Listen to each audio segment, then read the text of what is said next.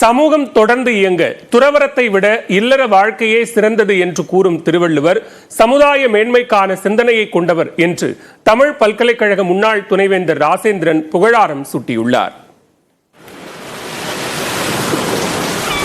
இன்னா செய்தாரை ஒருத்தல் அவர் நாண நன்னயம் செய்துவிடல்.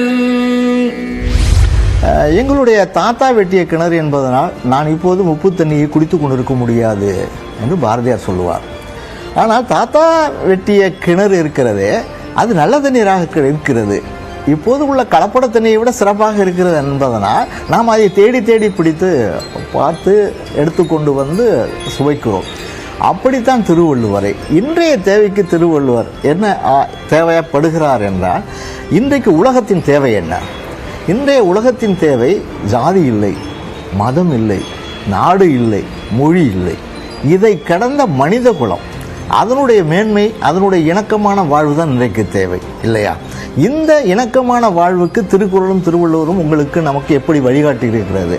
திருக்குறளில் தமிழ் என்ற சொல்லே இல்லை, திருக்குறளில் கடவுள் என்பதே இல்லை, திருக்குறளில் மதம் இல்லை இல்லையா? திருக்குறளில் உலகத்திற்கு தேவைப்படுகிற பிறையெல்லாம் இருக்கின்றன. அப்படி என்றால் இவற்றையெல்லாம் கடந்த ஒரு சிந்தனையை திருவள்ளுவரும் திருக்குறளும் நமக்கு தருகிறது. ஏதாவது ஒரு குறளை பார்க்கலாம் என்றால், யாதானும் நாடாமால் ஊராமால் என்னொருவன் சாந்துணையும் கல்லாதவாறு.